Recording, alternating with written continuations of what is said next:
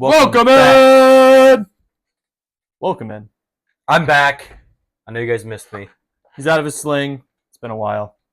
Yeah, arm is still not great, but we're back. We're ready to go. Today we are doing our non-quarterback top 10 players to start a franchise around. My thoughts are, if you were to take a league average, 16th average team, and you were doing basically like a draft of current NFL players that are not quarterbacks, what players would you take, first 1 Yeah. through 10, right? So I kind of went by that. We have some honorable mentions, but we may just have honorable mentions by each other not having players on each other's lists, basically. Yeah. Shall we begin? We shall. Since I'm the better brother, I will go first with mine. You put your... So who do you have at number 1? I have Ja'Marr Chase. He's a prototypical X receiver. You could throw him in the slot too if you want. He's insanely fast. He can take anything in the house if you want him to. He can go up and get anything. Him and Justin Jefferson are 1 and 2 wide receivers in the league right now. But that doesn't correlate with my list, and I'll explain why when we get there. Agreed. My number 1 overall player is Penei Sewell. I think having a player like Penei Sewell at tackle, you are basically guaranteeing, he's 26 right now, or maybe he's even 25. He's not old, and tackle has some of the best longevity in the NFL for positional players. You see more tackles play into their mid to late 30s than almost any other position besides quarterback. And when they're good, they usually stay good until they are basically retiring. So having a guy to anchor your right or left side, honestly, I think he probably can transition to left, which he's going to be doing this year. He will. Having a guy like that is going to be extremely awesome for, whatever team that would do that. My number 2 is Will Anderson Jr.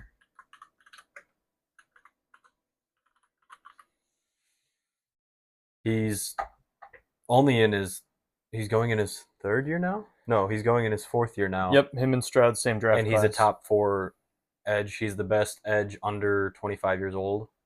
He's a top 3 edge in the league. He can do literally anything. He's an insane run stopper. He just takes up, you have to double team him. You can't not double team him. And even then, he's still an elite pass rusher, and he still has some opportunity to grow in that area. I think Will Anderson is a top 5 edge in the league, and he's 24, 25 years old. Yeah. So that's why he's my number 2. So do you want me to say... positional value. Positional value, you need a top-tier edge to be... Or you need at least top-tier edge play, whether it be from 1 or 2 guys. Yeah. It can either be a collaborative or... Like the Seahawks. My number 2 player is Ja'Marr Chase. Kind of the same reasons that brother said here. He's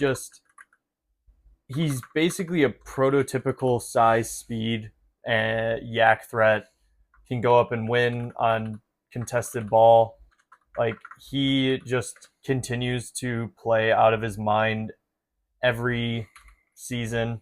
He's putting up crazy numbers with or without Burrow. We've seen it with Browning, we've seen it with Flacco, we've seen it, whoever else has stepped in. Ja'Marr Chase is still that guy. And he doesn't really have many injury concerns. My number 3, you'll see toward the end of my list who I have, what positional group I have valued higher. I have JSN number 3. He's 24 now. Yeah, I think he's 24. He's going into his... He's one of the best route artists. He even has route artist. You say the Emerald? That City took you so long to get that. He still has great hands. I mean, anything, on the sideline, he sees, catches him with the one hand and everything. And he's still so young that he has room to grow in both aspects. My number 3 is Justin Jefferson. So, here's the thing. Justin Jefferson is what, 28, 27, 27. somewhere in there. So he's getting towards that point where the average wide receiver will start to maybe be at his peak. I don't think Justin Jefferson has really peaked yet. I think that we're going to get an insane year here in the next 3 years before he turns age 30. Mhm. And he's such a good route runner and has such good hands that I think that he can even continue past his like 30, 31, 32. Like we're going to get Jerry Rice levels of longevity from him. I really think that's going to happen just because of how technically skilled he is. And even on down years, we're still having the conversation of is he a top? Is he the number one wide receiver in the NFL?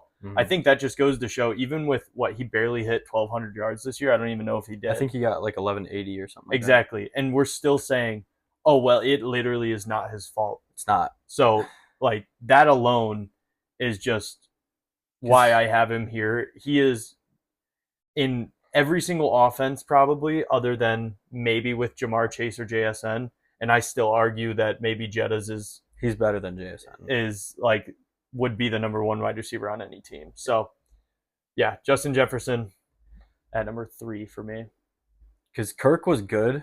He got him to 1,700 yards. But imagine if he played with Joe Burrow. He'd have won a Triple Crown by the time he was 25. Also, imagine if they ran an offense that wasn't run heavy with Kevin O'Connell and wasn't play action heavy. Like that benefits him because he's running routes against solo or one high coverage sometimes, but still, I mean the offense. If it was a Bengals offense, it'd be insane. My number 4 is Puka Nacua. He's the best contested catch guy in the league. Not the fastest guy, and still a great route runner. He can play from the slot. He can play from the outside. Basically everything I talked about with Ja'Marr Chase, except he's not as fast. He had the most forced missed tackles in the NFL from a wide receiver standpoint last year with 30, which is 5 higher than the next guy. The only thing I have iffy about him is his off the field issues, but he might be one of those wide receivers that goes insane. We'll see. I don't think that'll be the case. I don't either, but you never know. Like his hands are the best in the league right now. I think it's undoubtedly. I think it might be Jettas still. So we have almost the same top 5. Yeah.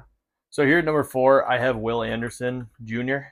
Like we said, best edge player under 25 or at 25 years old.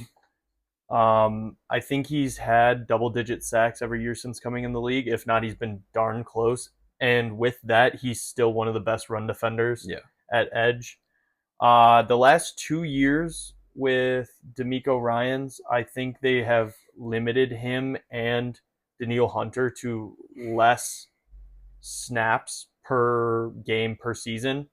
So I don't think that's hurt their production at all, but I think that actually has helped them stay fresher, and I would argue that maybe that will keep his longevity even, extended past what edges can typically do. Edges is kind of weird. There's guys that they have a super high peak early and then they kind of just fade off slowly and they become mercenaries for like years and years. But then there's other guys who slowly build and then they peak and then out of nowhere it's just like a steep drop. Yeah. And then there are the guys who are just great their whole careers, like Myles Garrett has been so far. My number 5 is Micah. Oh, you actually have Micah higher than I thought you would. Yeah. Why do I keep putting N? My number 5 is Micah. The only concern I have is run game. Okay, so the 2 is run game. He's a bit shaky. I'm not going to lie. And number 2 is injuries. He's played maybe 2, 3 full seasons. I don't even think he's played. I think he has 2 full seasons. But the last 2 years, he has been more injury prone, and so that could be a problem, especially with an ACL tear. So we'll see how he comes back. But I agree, Micah being on this list. Yeah, he has 2 full years. Who's your number 5? I believe it's JSN. My number 5 is JSN. Again, we've already talked about him.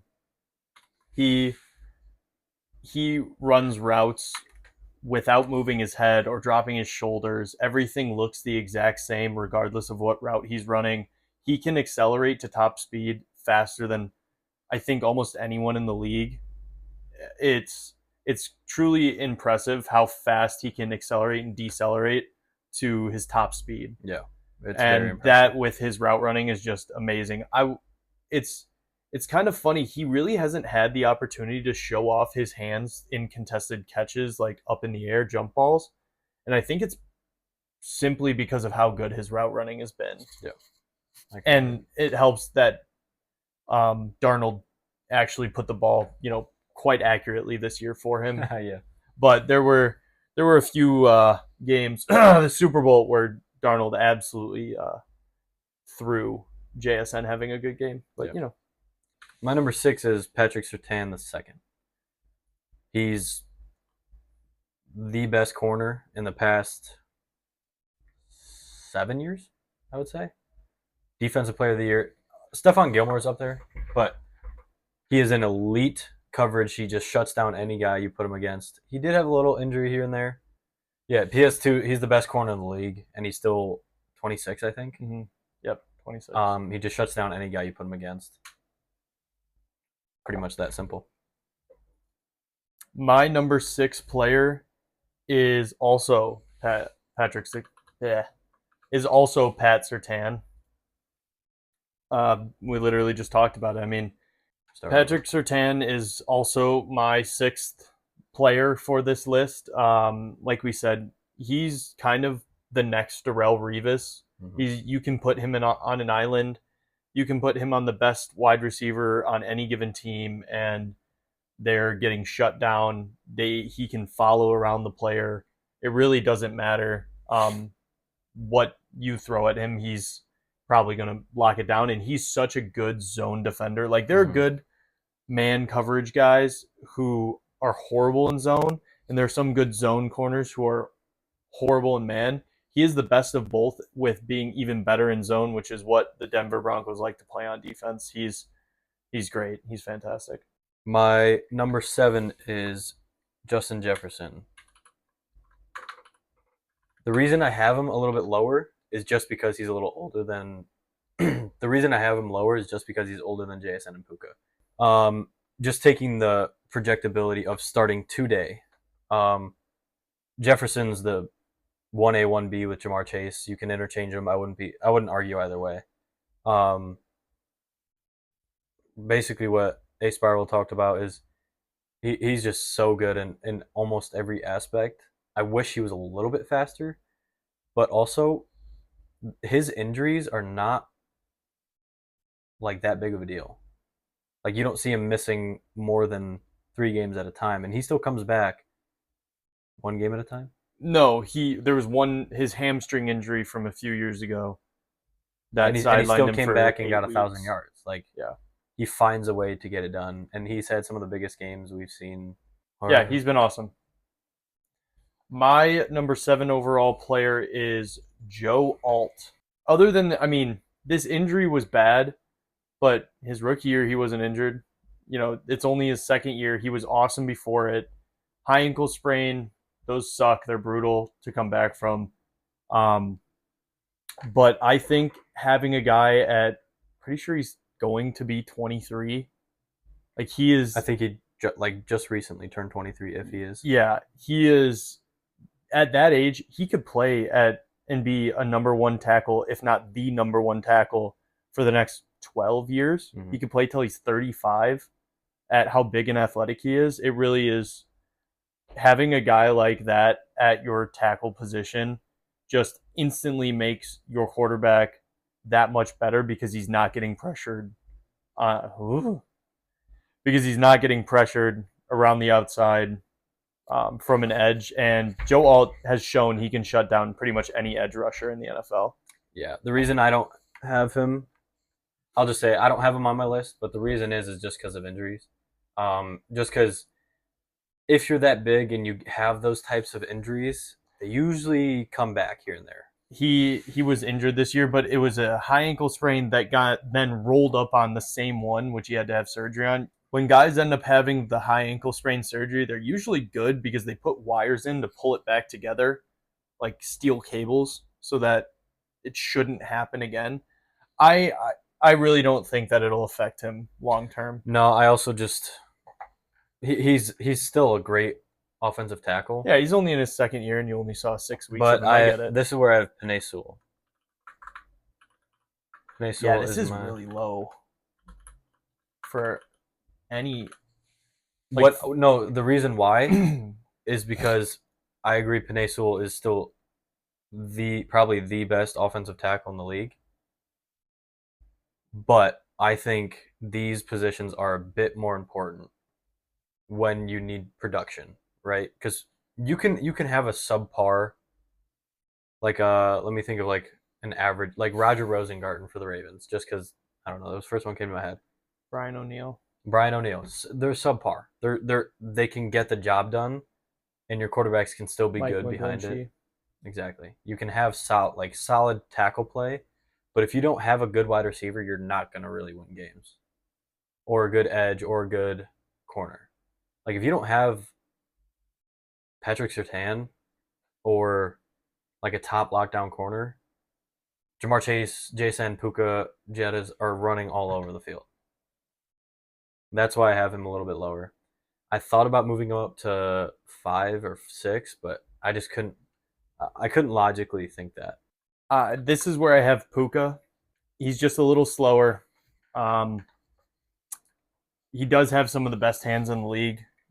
Uh, Here's the thing about Puka. I would say he's like the second or third best in everything Except for speed, but like except for speed.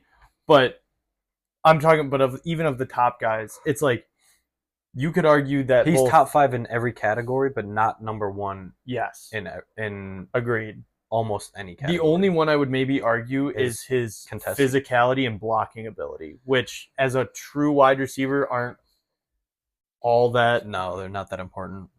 Yeah. But yeah, no, Puka's great, and I worry a little bit about his off the field issues. They haven't really been all that big of a deal, but you never know. Sometimes you see speckles and they start being red flags, and you're like, oh, it's fine, and then out of nowhere he blows up. I mean, Antonio Brown did the same thing. It was like red flag here, red flag here. He gets traded to the Raiders, and then it's gone, done. He's out of the league in 2 years. My number 9 is Derek Stingley Jr. I think he's the second best corner in the league behind PS2.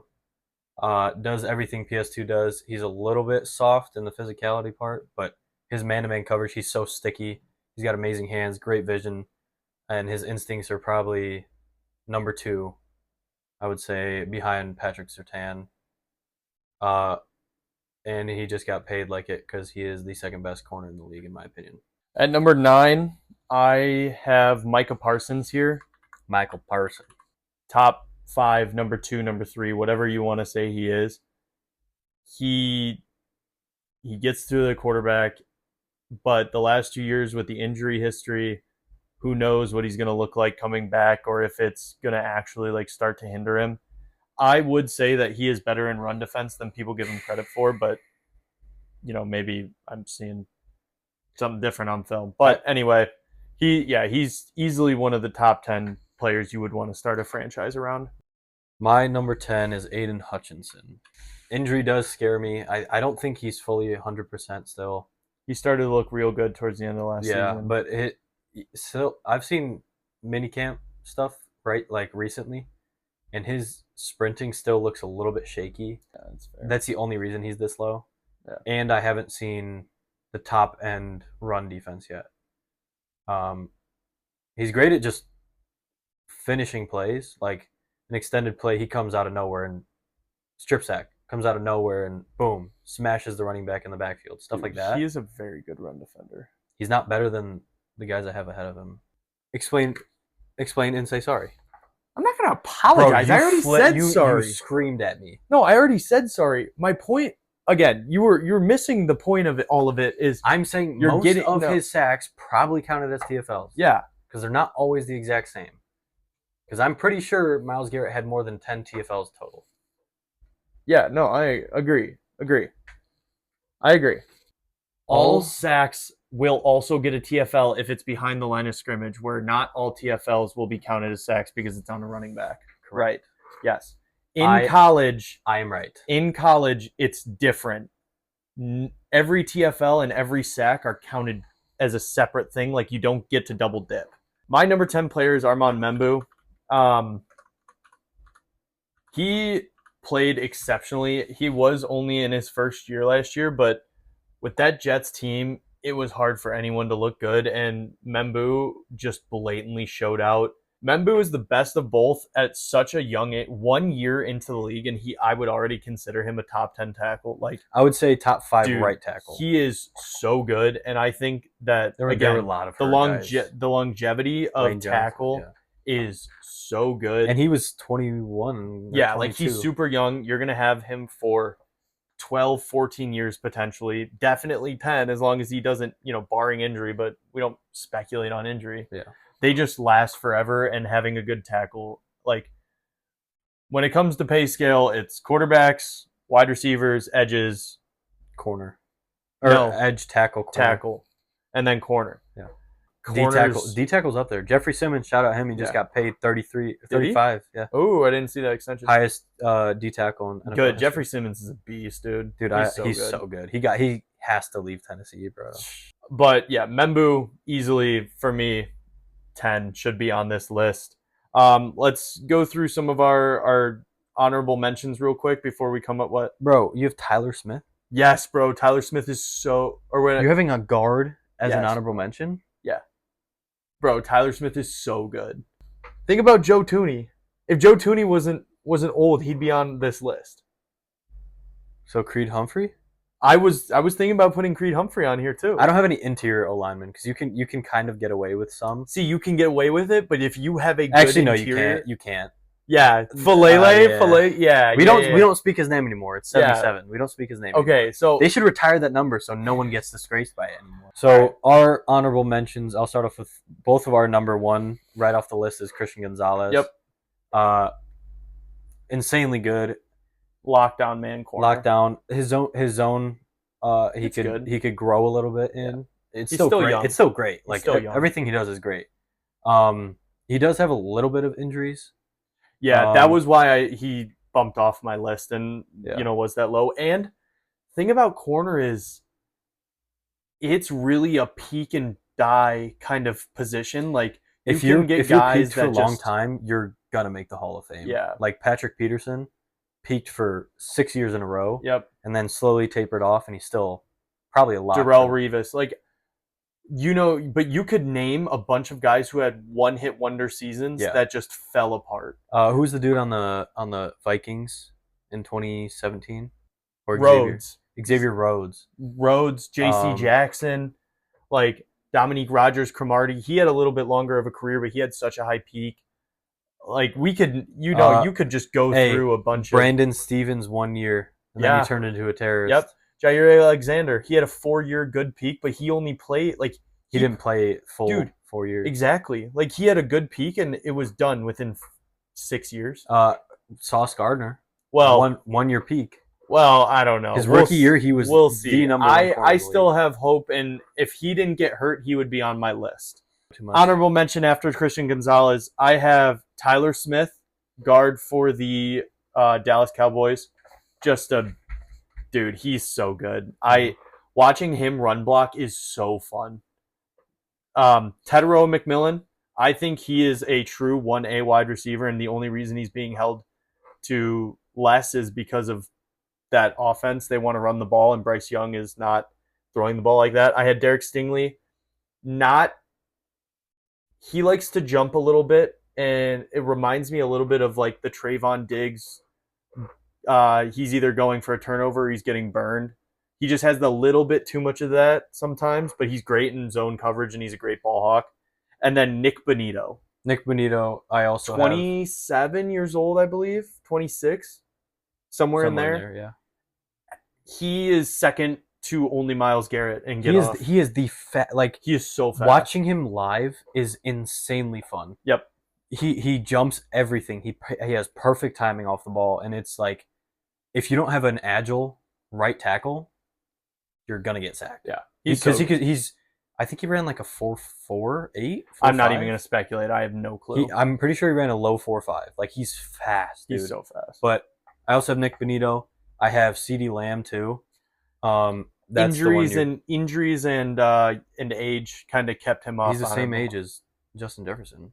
He's 28. Yeah, but he's been 27. much more injured. But still, CeeDee Lamb's an amazing wide receiver. I agree. I'm a huge CD guy. Another one, I had Joe Alt just off my list just because he's a little young, and if this injury thing bothers him for a while, I don't want to speculate. I also have like Bijan and Gibbs, but positional need running back is not there. Like you could scrape by with a decent running back like Chase Brown. And running backs, their lifetime. Like it's a freak to watch Derrick Henry that played this long. Yep. Honestly, it's kind of surprising James Conner has been playing at his age. He's 31 and he's still pretty good. Like, but that kind of thing doesn't. At happen. 29, he dropped. Oh, CMC. He's still playing at 30. Yeah, 29. He's going to 30. You're 30. I think. All right, let's. 30. Who's in his age 30 season? So Amon-Ra. Sorry, Amon-Ra is my last honorable mention. The only issue is obviously he's a little bit older than the other guys. He's about 27 now. He's just not big enough, and that hasn't stopped him now. No. But that's the reason I have him a little bit lower than the other guys. He's a slot merchant. Yeah, and that's he can play. That's not a knock, but that's just like his role is the slot, and I think I value the X wide receiver a little bit higher, just to go and straight up beat a guy with no motion. Like the guys on this list can line up outside and beat a guy off the ball, no motion, just cook them deep, run the route. Don't get me wrong, Amon-Ra dynasty, right here, first round pick. I have Puka, but yeah, he's just off my list. He would have been like number 15 or 16 for me. And then last honorable mention, I just want to throw it out there, is Kyle Hamilton. He's one of the best safeties we've seen in a while. Like his versatility. Damn. His versatility is that good. That's kind of and he's crazy still 24. On both of us for not putting Kyle Hamilton. I wouldn't have put him in my top 10 just because he's a safety. I think I might replace Kyle Hamilton and Armand Membu. Really? Yeah. See, I'm a Ravens fan, and I'm not even putting him in the top 10. I think. So why don't you have Hutch? Hutch should be on my list. I completely forgot how old he was. He's turning 26 in like a month or 2 months. So, I think you have to switch Hutch. Put Hutch on there. I love Membu, but Hutch has shown he can do it.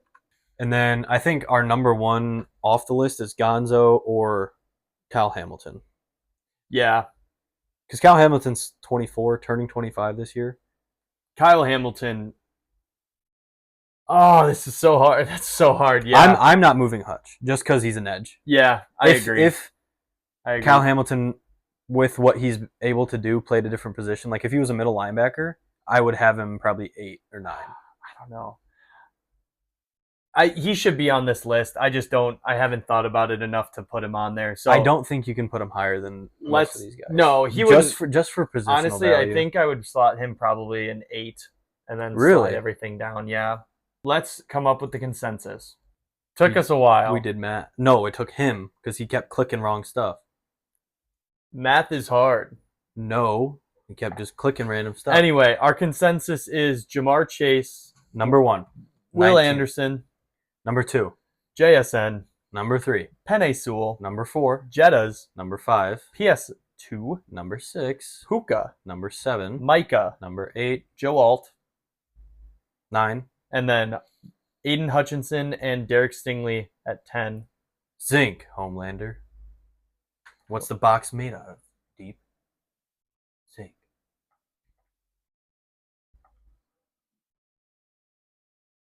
What? What can't I see through, Deep? Zink, Homelander. What's the box made out of? Deep. Zink. Correct again. I just don't understand where... Okay. Anyway. That is our top 10 non-quarterbacks to start a franchise around. I think we did leave probably a few guys off this list, but hey, that's the point of a top 10. Anyway, that's just the opinion of some ball knowers. Wait. Hold on. I just want to say real quick. Who is the closest to having this? This guy right here. What? I have the top 3. You don't. We both have number 6. Yeah, I have the most correct of our consensus. Okay. I have better ball knowledge. We can see you in the next one. That's not how that works. See you guys.